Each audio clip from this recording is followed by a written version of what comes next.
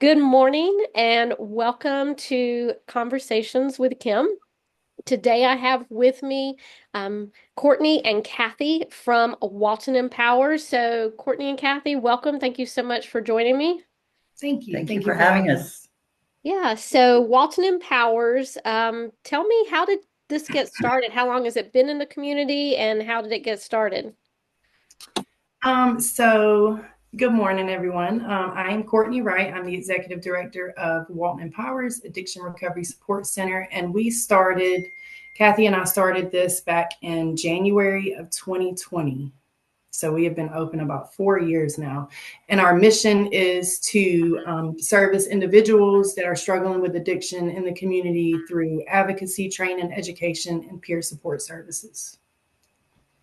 What does that mean? So I think for the most part, what that means is we get to go into the community and the community comes into us and we get to offer up our lived experience to help people get resourced into whatever things that work for them. We do person-centered best practices. So what that looks more like is that we get to ask them what they would like to see happen while we offer suggestion. We're not doctors and we're not clinicians. So peer support is a different level of support for individuals in our community. So, And I'll say, I know that go you ahead. asked. No, I was going to say, I know that you asked kind of how it started.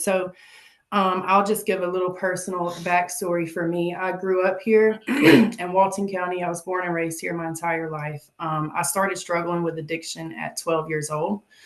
I started smoking marijuana, and then probably by age 15, I had tried a lot of different drugs. As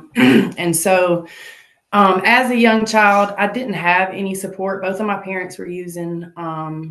All of my immediate family had challenges with addiction, so there was nowhere that I could turn Mm. to seek any help. And as a young child, I wasn't a bad kid. I just didn't really have the right support in life. I really feel like Walton Empowers, like we started Empower so the individuals, excuse me, individuals do have a place where they can go and feel seen, Safe and place. a safe place where they can feel seen and get the support that they need to figure out what they want their life to look like. And we offer multiple pathways to recovery. Some people choose to go choose faith-based. Some people choose just to completely stop and never touch it again, and they're successful. Some people choose 12 steps, AA, NA. There's medication assisted recovery. There's a lot of different pathways. So we really just try to meet individuals where they're at and see where they're trying to go and what they want their life to look like, and provide them with the resources to help them get there. Okay. So, definitely personal experience here led you to this point. Y'all been together for 5 years. How did y'all find each other? So Courtney and I have known each other most all of her life. And she was best friends with my daughter. And so she spent a lot of time at my house. And unfortunately, at that time in my life, I was in active addiction. They were in active addiction. And so what happened was over the source of time, we got reacquainted. We started getting back connected to each other, started out at Advantage. And so we're a certified addiction recovery empowerment specialist. So we were just she was, had went into working at Women's Services and I was already working there. And she just told me about this training. She's actually the person that told me about the training that we use now to do the work that we do. And so we got connected and she was in CARES 10, which is the very early, they're like in CARES 60 now. And so I went ahead and started trying to get connected in it too. And so I was CARES 16. And so that's the start of the educational piece. Of course, since then, we've done a lot of other things. And a lot of my lived experience is wrapped around incarceration and treatment facilities. Some people get it right away and some people don't. And so that's what gives me the idea and the hope that I can continue to not give up on people, because I feel like people gave up on me. And for 15 years of my life, I was in and out of treatment centers and incarceration. And so that's a huge part of what we do here, is to support people through that, to get them to a place of hope and feel like they're supported, and have options that, and gosh, we work with um, treatment courts. We work with, and that'd be resource court and drug court and family treatment court. And we do advocacy through at the court system period. We go in with peers into their defects, open defects cases. We advocate for any kind of recovery for anyone who would request it. So what do you think makes your program successful? Teamwork. I would say teamwork. And I mean, again, just meeting people where they're at, allowing them to feel like they're not being judged, or they give them hope. That's the biggest thing. We give people hope. We give them a safe place to go because for me, everywhere I turned when I was in active addiction, or when I was going through my challenges, felt like I was always being judged and stigmatized and put down, and I felt less than, and I didn't feel like I, was good enough. And I think the biggest thing for us is we have people that come in the door that have lost everything, that are feeling hopeless, that some of them don't even want to live, and we're able to give them that little bit of hope that life can and will get better. And I think that's the biggest thing that we do. Mm-hmm. And I think just supporting people and making this process a little bit easier, because it is challenging. It's so for me, when I got into recovery, what led me into recovery was on September 10th, 2008, I woke up and my husband was dead in the bed beside me from a drug overdose. And so my whole life was flipped upside down. In that moment, the police came, of course. I had a 2-year-old son. He was removed from the home. He wasn't there, right? But he was removed from the home by defects, was taken down to the jail to be interviewed. Just a really, for a 19-year-old young woman, a very traumatic experience. And I didn't have a lot of support. I was looked at as the bad person in that situation. And so thankfully I was able to get connected with a few people that believed in me. And that is what peer support is, meeting people where they're at and giving them that little bit of hope. And so that's what I was given. And because of that, I was able to rebuild my life slowly. I went to treatment. While I was in treatment, I went back to school, got my GED. As soon as I graduated treatment, I went into another school, certified nursing assistant. I got my certificate for that. I started working at Great Oaks here in town and in the dementia unit, and was able to rent a small house from one of my family members, and they helped me get a car. And just all those things along the way really set me up to be able to eventually do those things on my own. And now I'm a homeowner. I'm a business owner. I own my own car. I'm a mother. I'm an active member of my community. And it's because of those few people that took the time to really instill hope and just support you. Yeah, just support me. So, and look, and Courtney's got more than 14 years in recovery. Wow. So, and I'm like right there behind her. Like, and one of the things I want to say in this whole thing is that, Courtney's half my age or more. And it took longer for me to get where I needed to be, but we got there right about the same time. And she started right away trying to pull people in. So, my care, so she was a certified addiction recovery empowerment specialist when I was like 2 years into recovery. And so by the time I was 3 years into recovery, she was like, hey, let me tell you about this. So I think that over these years, we've been, even before we opened up this facility, we've been supporting each other in recovery and figuring out what that looked like and living it in our own lives, so that, and it really helped, solidify what we do here. Right. So if we can do it for each other, we absolutely can do it for other people. Well, and I think that is the hope that people have when they come to y'all because you have lived it. You've been there and you're on the other side of it.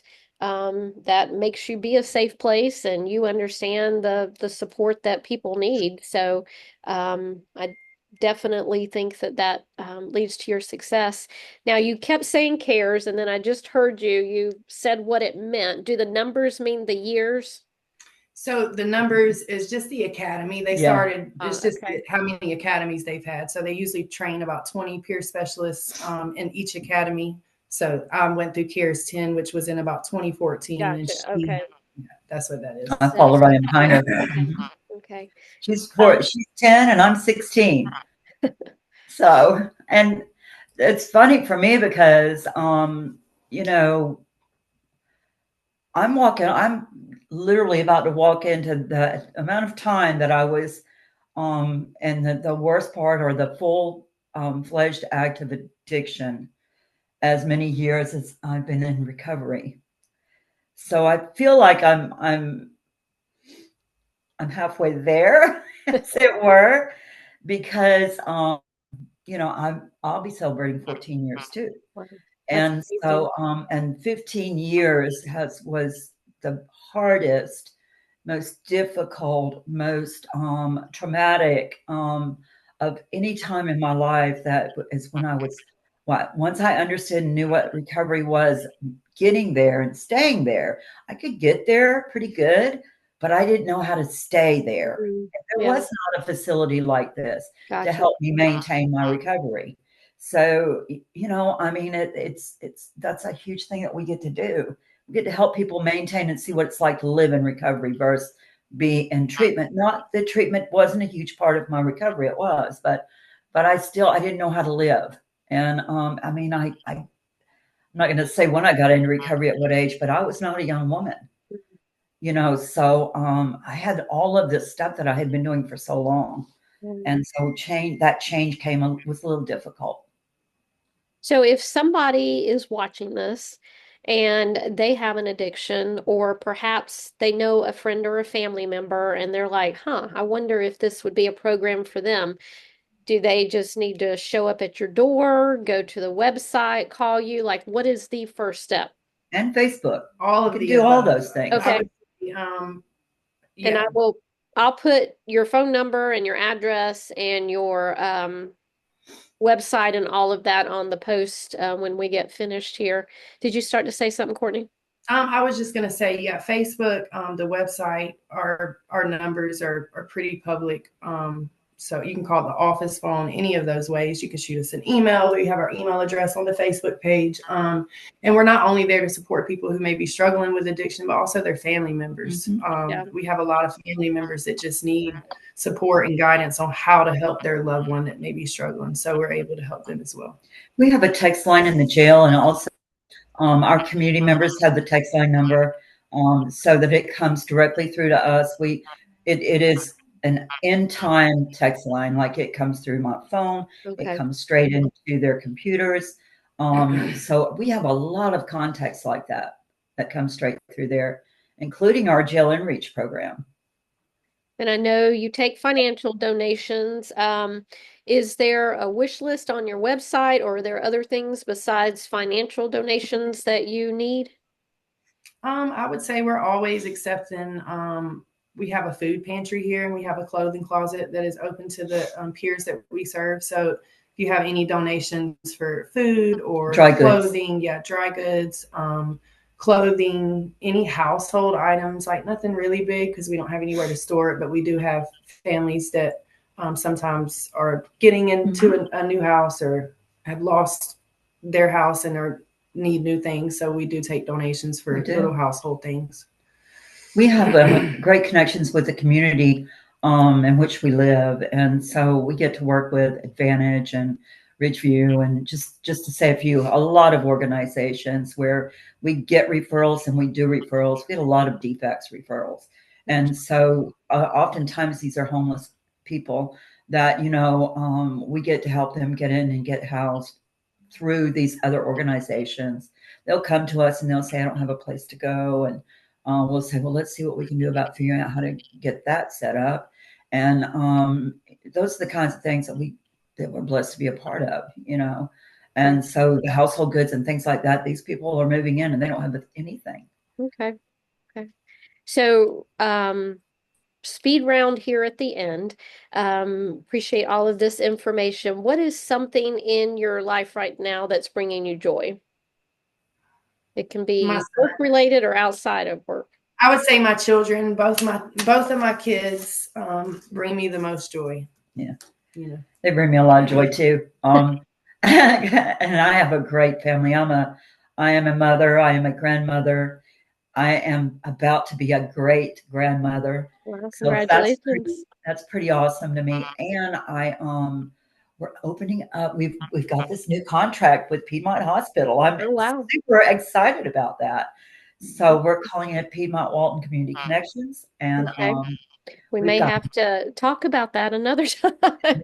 It sounds exciting. It It's sounds very cool. exciting. Yeah, that is great. Well, thank you again for joining me. And yeah, I'll put all your information out there. And if someone wants to reach out to you, then they'll have the information. So thank you. Yes, thank thank you. you.